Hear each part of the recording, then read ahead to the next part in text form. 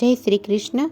આજના વિડીયોમાં આપણે વૈશાખ માસની સુદ પક્ષની ત્રીજ એટલે અક્ષય તૃતીયા કે અખાત્રીજનો મહિમા, તેની પૂજન વિધિ અને કથા સાંભળીશું. બોલો લક્ષ્મીનારાયણ દેવની જય.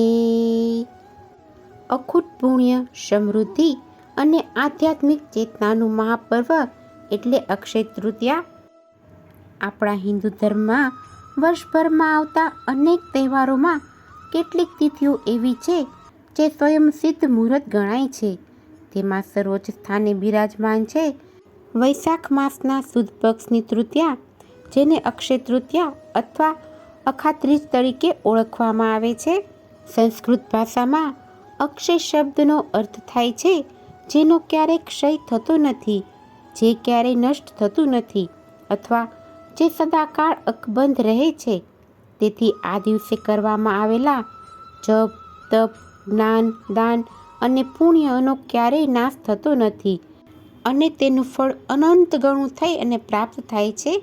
આથી જ ઉન્નતિની કામના રાખનાર પ્રત્યેક સાધક અને શ્રદ્ધાળુ માટે અક્ષય તૃતીયાનું પર્વ મહિમાવંતુ બની રહે છે. આપણા હિન્દુ પંચાંગ પ્રમાણે આખા વર્ષમાં 3.5 દિવસને વણજોયા મુહૂર્ત તરીકે માનવામાં આવે છે. તેમાં છે ચૈત્ર સુદ એકમ એટલે કે ગુડી પડવો, વિજયાદશમી એટલે દશેરા અને કારતક સુદ એકમ એટલે કે નવું વર્ષ અને વૈશાખ સુદ ત્રીજ એટલે કે અક્ષય તૃતીયા. અક્ષય તૃતીયાના દિવસે પંચાંગ જોવાની કે કોઈ વિશેષ મુહૂર્ત શોધવાની જરૂર રહેતી નથી. આખો દિવસ દરેક પ્રકારના શુભ કાર્યો માટે ઉત્તમ મનાય છે. આજના દિવસે સૂર્ય અને ચંદ્રનો આ સર્વોત્તમ પ્રકાશ અને ઉર્જા પૃથ્વી ઉપર સકારાત્મકતાનો સંચાર કરે છે. આથી જ આ દિવસે લગ્ન, ગૃહપ્રવેશ, નવા વેપારનો પ્રારંભ, ભૂમિપૂજન કે કોઈ પણ નવા સંકલ્પની શરૂઆત કરવી અત્યંત ફળદાયી માનવામાં આવે છે. હવે જાણી લઈએ કે અક્ષય તૃતીયા તિથિનો પ્રારંભ ક્યારે થાય છે. તો આ તિથિનો પ્રારંભ 19 એપ્રિલ 2026 સવારે 10:49 શરૂ થાય છે. 20 એપ્રિલ સવારે 7:47 પૂર્ણ થાય છે. એટલે અખાત્રીજના શુભ મુહૂર્ત 19 તારીખના રોજ આખો દિવસ રહેશે. આ દિવસે તમે કોઈ પણ શુભ કાર્ય કરી શકો છો.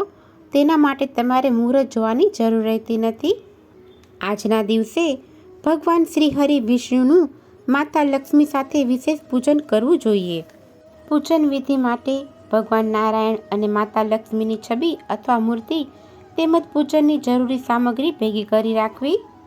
અક્ષય તૃતીયાના દિવસે બ્રહ્મ મુહૂર્તમાં ઉઠી અને સ્નાન કરવું. સ્નાન કરવાના પાણીમાં થોડું ગંગાજળ ઉમેરવું અને પછી સ્નાન કરવું અને શુદ્ધ વસ્ત્ર ધારણ કરવા. શક્ય હોય તો પીળા અથવા સફેદ કલરના વસ્ત્ર ધારણ કરવા અને શ્રદ્ધાપૂર્વક વ્રતનો સંકલ્પ કરવો. ઘરના મંદિરમાં કે કોઈ પવિત્ર જગ્યાએ બાજોઠ મૂકી તેના ઉપર પીળું કે લાલ વસ્ત્ર પાથરવું. તેના પર ભગવાન વિષ્ણુ અને માતા લક્ષ્મીની પ્રતિમા અથવા છબીની સ્થાપના કરવી. સૌ પ્રથમ ભગવાન ગણેશનું ધ્યાન ધરી અને તેમનું પૂજન કરવું. તેમને જળ, ચંદન, અક્ષત અને પુષ્પ અર્પણ કરવા.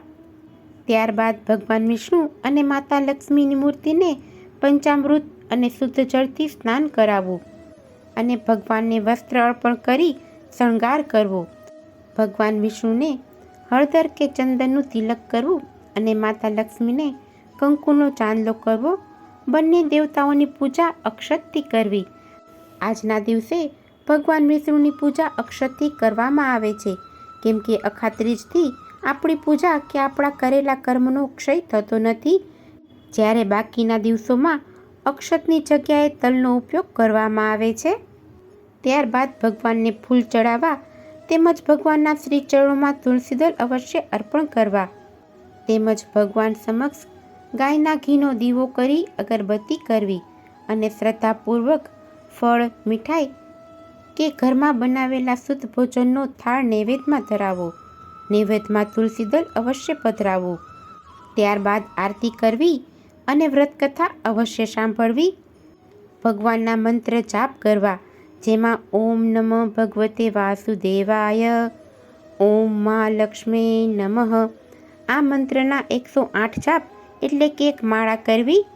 ત્યારબાદ વિષ્ણુ સહસ્ત્રનામ શ્રી સૂક્તમનો પાઠ પણ કરી શકાય. આજના દિવસે કરેલા મંત્ર જાપ વિશેષ ફળદાયી માનવામાં આવે છે. અને છેલ્લે ભૂલ બદલ ક્ષમા યાચના કરવી. ભગવાનને 2 હાથ જોડી અને ક્ષમા યાચના માંગવી. આમ વિધિવત કરેલું ભગવાનનું પૂજન અક્ષય ફળ આપનારું છે. આ અક્ષય તૃતીયાનું પર્વ સનાતન ધર્મના ઇતિહાસની અનેક યુગ પ્રવર્તક અને કલ્યાણકારી ઘટનાઓ સાથે જોડાયેલું છે. જેમ કે આજના દિવસે ભગવાન વિષ્ણુના 6ઠા અવતાર, શાસ્ત્ર અને શાસ્ત્રના પ્રખર જ્ઞાતા એવા ભગવાન શ્રી પરશુરામનો જન્મ ભૃગુ ઋષિના વંશમાં મહર્ષિ જમદગ્નિ અને માતા રેણુકાના ખોળે થયો હતો. પૃથ્વી પરથી અહંકારી અને અત્યાચારી શાસકોનો નાશ કરી ધર્મની રક્ષા કરવા માટે તેમણે અવતાર લીધો હતો. આથી જ આ દિવસને પરશુરામ જયંતિ તરીકે પણ ઉજવવામાં આવે છે. કહેવાય છે કે આજના દિવસે માતા ગંગાનું પૃથ્વી પર અવતરણ થયું હતું. રાજા ભગીરથના કઠોર તપથી પ્રસન્ન થઈને પાપનાશિની અને મોક્ષદાયિની માતા ગંગા આ જ દિવસે સ્વર્ગમાંથી પૃથ્વી પર અવતર્યા હતા. પૃથ્વી ગંગા પ્રવાહનો વેગ સહન કરી શકે તે માટે ભગવાન શિવે તેમને પોતાની જટામાં ધારણ કર્યા હતા. આથી જ આ દિવસે પવિત્ર નદીઓમાં સ્નાન કરવાનું ભારે મહાત્મ્ય છે. આજના દિવસે મિત્રતાનું સર્વોચ્ચ ઉદાહરણ પૂરી પાડતી શ્રી કૃષ્ણ અને સુદામાની કથા પણ આ જ દિવસ સાથે જોડાયેલી છે. અત્યંત ગરીબ બ્રાહ્મણ સુદામા જ્યારે પોતાના બાળ સખા દ્વારકાધીશ શ્રી કૃષ્ણને મળવા ગયા ત્યારે ભેટ સ્વરૂપે માત્ર મુઠ્ઠી પૌવા લઈ ગયા હતા. આ અક્ષય તૃતીયાના એ પવિત્ર દિવસે ભગવાને તે પૌવા સ્વીકારી બદલમાં સુદામાને ઝૂંપડીને રાતોરાત સંપૂર્ણ મહેલમાં ફેરવી દીધો અને તેમને અખૂટ સમૃદ્ધિનું વરદાન આપ્યું હતું. કહેવાય છે કે આજના દિવસે દ્રૌપદીને અક્ષય પાત્રની પ્રાપ્તિ થઈ હતી. આ અક્ષય પાત્રમાં જ્યાં સુધી દ્રૌપદી ભોજન ન કરી લે ત્યાં સુધી આ પાત્રમાંથી ગમે તેટલા લોકોને ભોજન કરાવો તો પણ અન્ન ક્યારેય ખૂટતું નથી. તેમજ આજના દિવસે હિન્દુ ધર્મના મહાન ગ્રંથ અને 5મા વેદ સમાન મહાભારતની રચનાનો પ્રારંભ મહર્ષિ વેદ વ્યાસ અને ભગવાન શ્રી ગણેશ દ્વારા આ જ દિવસે કરવામાં આવ્યો હતો. શ્રીમદ ભગવદ્ ગીતા પણ આ જ મહાકાવ્યનો હિસ્સો છે, જેનું જ્ઞાન સદાકાળ માટે અક્ષય છે. અખાત્રીજના દિવસથી જ જગન્નાથપુરીમાં અષાઢી બીજના જે રથયાત્રાનો રથ હોય તેનું મુહૂર્ત પણ આજના દિવસે કરવામાં આવે છે. અખાત્રીજના દિવસથી જ બદ્રીનાથ ધામના કપાટ ખોલવામાં આવે છે અને ભગવાનના દર્શનનો લાભ આપવામાં આવે છે. ઇતિહાસની અનેક યુગ પ્રવર્તક કથાઓ આજના દિવસ સાથે જોડાયેલી છે. આજના દિવસે કરેલા જપ, તપ, દાન એ વિશિષ્ટ ફળ આપનારું છે. વૈશાખ માસમાં ગ્રીષ્મ ઋતુમાં ઉનાળો પોતાની ચરમ સીમાએ હોય છે. પ્રખર તાપમાં તરસ્યાને જળ પાવું એનાથી મોટું કોઈ પુણ્ય નથી. આથી જ અક્ષય તૃતીયાના દિવસે માટીના ઘડાનું દાન, પંખા, છત્રી, પગરખા અને જળ ભરેલા પાત્રનું દાન કરવામાં આવે છે. તેમજ જરૂરિયાતમંદ લોકોને અન્ન, વસ્ત્ર અને ફળનું દાન પણ કરવામાં આવે છે. આ દિવસે ભગવાન વિષ્ણુના સહસ્ત્રનામ શ્રી સૂક્તમ કે ઈષ્ટદેવના મંત્રનો જાપ કરવાથી આધ્યાત્મિક ઉર્જામાં અનેક ગણો વધારો થાય છે. આજના દિવસે ઘણા લોકો સુવર્ણની સુકનવંતી ખરીદી પણ કરતા હોય છે. પોતાની યથાશક્તિ મુજબ સુવર્ણ, ચાંદી કે કોઈ ધાતુ, કોઈ વસ્તુ, જમીન, મકાન, ગાડી જેવી સુકનવંતી કે શુભ ખરીદી કરતા હોય છે. જો અત્યારના સમય પ્રમાણે આ બધી વસ્તુ ખરીદી શકે તેમ ના હોય તો ધાણા, હળદર, નમક, પીળી સરસવ કે પીળી કોડી જે માતા લક્ષ્મીનું જ રૂપ ગણાય છે તેની ખરીદી પણ કરી શકાય. આ વસ્તુ ખરીદી પૂજા કરી અને ઘરમાં રાખવામાં આવે છે. હવે આપણે અખાત્રીજ વ્રતની કથા સાંભળીશું. વૈશાખ સુદ ત્રીજના દિવસે આ વ્રત લેવાય છે. ભગવાન પરશુરામનો જન્મ પણ આ જ દિવસે થયો હતો. આ દિવસે જે કોઈ શુભ કાર્યો કરવામાં આવે, દાન પુણ્ય કરવામાં આવે તે અક્ષય થાય છે. ગંગા સ્નાન કરવાથી સઘળા પાપોમાંથી મુક્તિ મળે છે. પૂર્વના કાળમાં કોઈ એક ગામમાં ધરમચંદ નામે એક વાણિયો રહેતો હતો. તે પૈસે ટકે ખૂબ સુખી અને ધર્મિષ્ઠ સ્વભાવનો હતો. તે દાન પુણ્ય ખૂબ કરતો, પરંતુ તેની પત્નીને આ ગમતું નહોતું. આથી તે એની સાથે ખૂબ કકળાટ કરતી હતી. પરંતુ વાણિયો તેની વાત જરાય ગણકારતો નહોતો અને આંગણે આવેલા સાધુની ખૂબ જ આગતા સ્વાગતા કરતો. તેમની પાસે ધર્મ અને ધ્યાનની કથા વાર્તા સાંભળતો. ગાય કૂતરાને ખવડાવીને ખાતો. આ તેનો રોજનો નિયમ હતો. એક દિવસ ગામમાં કથા વાર્તા કહેવા બ્રાહ્મણો આવ્યા. તેણે અક્ષય તૃતીયાનો મહિમા સમજાવતા કહ્યું, આ દિવસે જે કોઈ મનુષ્ય ગંગા સ્નાન કરી, પિતૃતર્પણ કરી ઘડાનું દાન આપે તો ભગવાન તેના પર અતિ પ્રસન્ન થાય છે. વળી આ દિવસે હોમ હવન જપ તપ કરવામાં આવે તો તેને પુણ્યનું ફળ મળે છે. તેના સઘળા પાપો નાશ થાય છે અને તેનું ધન ધાન્ય આયુષ્ય અક્ષય અર્થાત અખૂટ બને છે. બ્રાહ્મણની વાત સાંભળી ધરમચંદે અક્ષય તૃતીયાનું વ્રત કરવાનું નિયમ લીધું અને ત્યાર પછી વૈશાખ સુદ ત્રીજનો દિવસ આવ્યો એટલે તેણે એ વ્રત કરવા માંડ્યું.